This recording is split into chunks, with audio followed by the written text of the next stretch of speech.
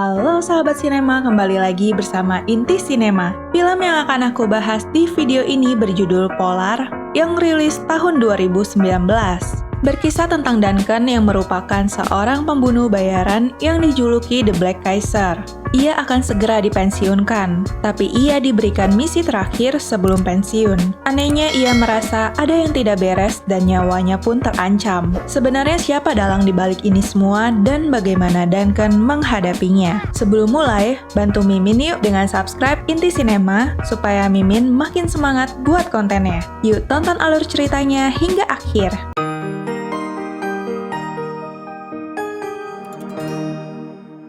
Film dimulai dengan adanya seorang pria yang sedang menikmati liburannya di sebuah tempat di Chili. Ia tidak sadar bahwa ia menjadi target eksekusi oleh sekomplotan orang. Komplotan ini terdiri dari Facundo, Cindy, Alexei, dan Hill. Mereka dibayar untuk mengeksekusi pria tersebut. Setelah selesai pengeksekusian, mereka dijemput dengan helikopter oleh seorang komplotan lainnya bernama Carl. Mereka pun langsung pergi dari sana. Di sebuah klinik, ada seorang pria yang sedang melakukan medical check-up.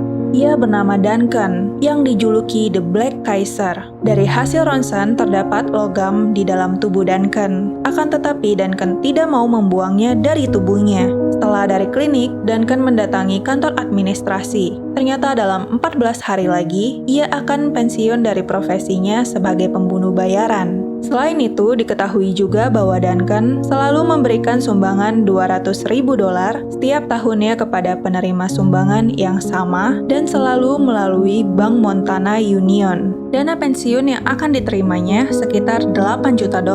Kemudian diketahui Duncan memiliki 4 properti di 4 negara bagian, dan pihak administrasi pun meminta alamat tempat tinggal Duncan. Alamat yang diberikan berada di Florida. Di sisi lain, ada seorang wanita bernama Vivian. Ia ditelepon oleh Duncan dan akan bertemu di tempat yang sudah dijanjikan. Duncan adalah seorang profesional. Ia hanya menelepon kurang dari 30 detik, dan setelahnya, ia mematahkan SIM card-nya supaya ia tidak terlacak oleh orang lain. Kemudian Vivian telah bertemu dengan Duncan. Ia pun memberi pekerjaan kepada Duncan untuk mengeksekusi seseorang di Rusia yang telah membunuh 4 agen mereka. Duncan menolaknya karena tidak senang telah dipensiunkan oleh bosnya. Menurutnya seharusnya yang melaksanakan misi adalah yang lebih muda atau Vivian sendiri. Tapi Vivian menekankan bahwa ia belum masuk ke masa pensiunnya. Lalu Duncan pun pergi begitu saja. Duncan pun pergi ke sebuah tempat yang jauh dari perkotaan. Ia mencoba untuk hidup normal dengan tinggal di sana dan ingin menikmati masa pensiunnya. Ia pun menyewa CD film dan mengadopsi seekor anjing. Tempat tinggalnya ternyata berada di tengah hutan yang jauh dari keramaian. Dia selalu bermimpi tentang sebuah pembunuhan yang terjadi di masa lalunya. Ketika ia terbangun, ia refleks menembak dan ternyata mengenai anjingnya. Anjing yang baru diadopsinya pun tewas seketika. Paginya ia pun mengubur anjing tersebut. Tak lama ia melihat seorang wanita yang berada di seberang danau dan merupakan tetangga Duncan yang sedang kesusahan memotong kayu. Tanpa sepengetahuannya, Duncan pun berinisiatif menolong wanita itu yang kemudian kita panggil Camille.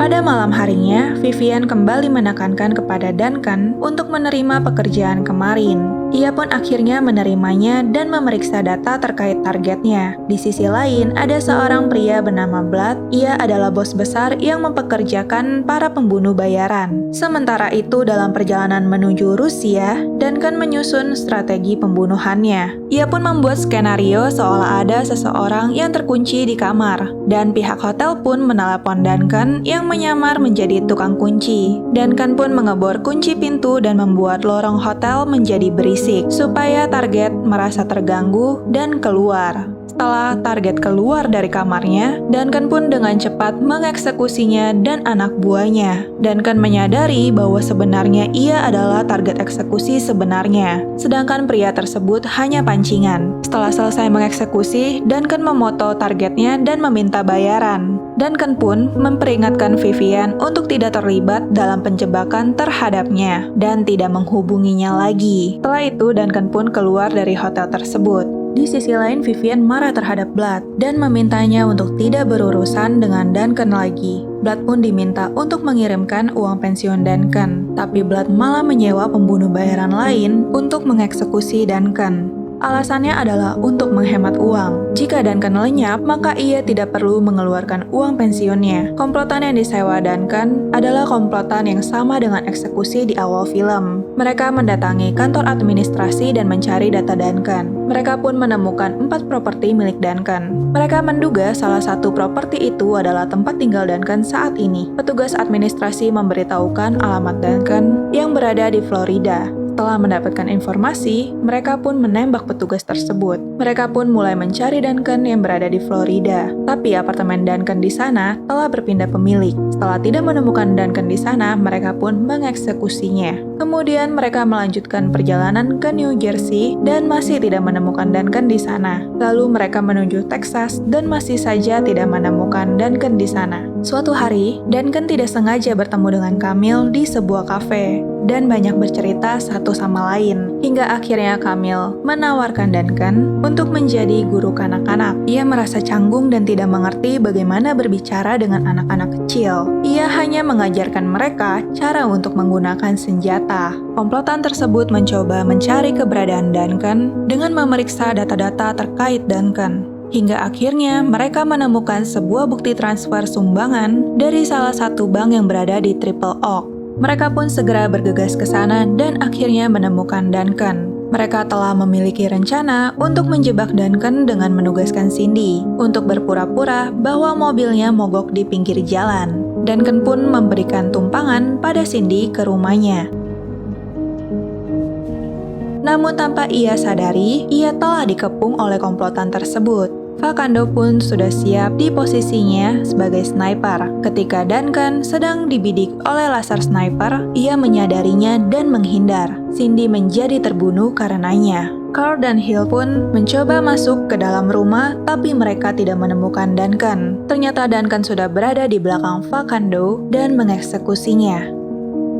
Duncan pun membalikkan keadaan dengan menggunakan sniper Facundo. Dikarenakan snipernya memiliki sensor panas, maka ia pun menembak lampu di dalam rumah supaya mereka kesulitan untuk bergerak. Hill pun menggunakan flare untuk mengganggu sensor Duncan. Lalu Carl mendekat ke posisi Duncan, tapi malangnya ia malah dieksekusi oleh Duncan dari atas pohon.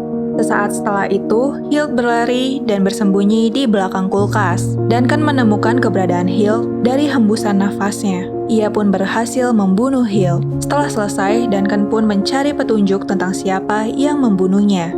Duncan pun menemukan kunci hotel dan segera pergi menuju hotel itu. Di sana Duncan bertemu seorang wanita yang sedang teler. Ia memberitahu Duncan bahwa mereka diperintahkan menculik Camille. Mendengar hal itu, ia pun segera menuju rumah Camille dan benar saja ia telah diculik. Di sisi lain, Blood terlihat sangat marah karena Duncan menghabisi anak buahnya. Vivian pun mengingatkan Blood untuk tidak berurusan lagi dengan Duncan karena ia sangat berbahaya. Tapi Blood tidak mau mendengarkan Vivian. Duncan pun pergi ke sebuah bar untuk mencari informasi tentang siapa dalang dari kejadian kemarin. Duncan bertemu seorang kenalannya bernama Porter yang merupakan mantan pensiunan pembunuh bayaran. Ia memberitahukan bahwa Duncan diincar karena sesuai perjanjian kerja, jika Duncan meninggal sebelum masa pensiunnya tiba dan tidak memiliki keluarga, maka uang pensiunnya akan kembali ke perusahaan.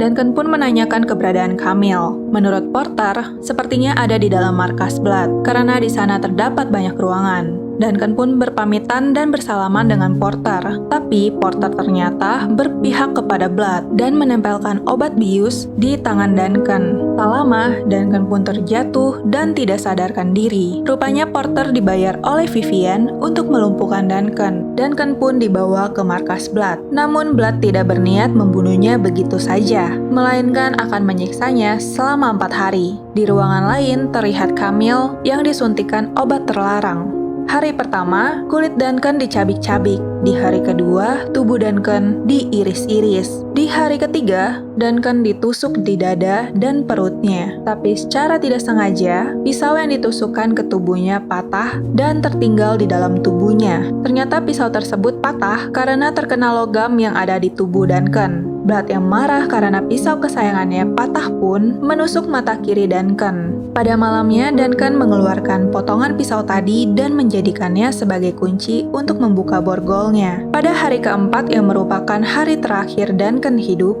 salah satu penjaga menuju Duncan, tapi tiba-tiba Duncan berhasil melumpuhkan beberapa penjaga dan menyerang balik mereka. Blood pun ketakutan dan pergi meninggalkan tempat itu. Duncan berhasil menghabisi para penjaga dan mencari Blood. Sepanjang lorong, Duncan pun menghadapi para penjaga lain. Setelah lolos dari tempat itu, ia pun pergi ke tempat temannya yaitu Jasmine. Duncan menghubungi Vivian menggunakan ponsel Jasmine. Kemudian membuat perjanjian untuk menukar dirinya dengan Camille. Vivian dan Blood pun ketakutan karena jika Duncan masih hidup, maka akan mengancam nyawa mereka. Duncan pun pingsan. Jasmine pun merawat luka yang dialami Duncan dan membiarkan Duncan beristirahat di rumahnya. Duncan kembali bermimpi buruk tentang pembunuhan di masa lalunya. Tak lama setelah Duncan merasa telah lebih baik, ia melihat rumah Jasmine penuh dengan senjata. Jasmine tahu jika Duncan masih belum pulih dan menawarkan senjata canggih yang digerakkan hanya dengan jari. Setelah persiapan selesai, Duncan pun menuju suatu tempat. Di tengah perjalanan, Duncan pun menelepon Vivian untuk menanyakan kondisi Camille. Anak buah Blood pun segera melacak posisi Duncan melalui nomor teleponnya. Duncan memang sengaja memancing anak buah Blood untuk datang ke tempat yang ia rencanakan. Anak buah Blood pun segera pergi ke sana. Duncan kembali menelepon Vivian. Ia mencoba berbicara lebih lama supaya mereka bisa melacaknya. Tiba-tiba pasukan Blood dan Vivian telah sampai di sana. Pada saat akan menangkap Duncan, Vivian sempat berbicara dengan Duncan. Duncan tetap meminta pertukaran antara Camille dan dirinya, tapi Vivian tidak menghiraukannya karena telah mendapat bayaran mahal dari Blood. Anak buah Blood pun segera menyerang Duncan. Namun, hal tak terduga pun terjadi.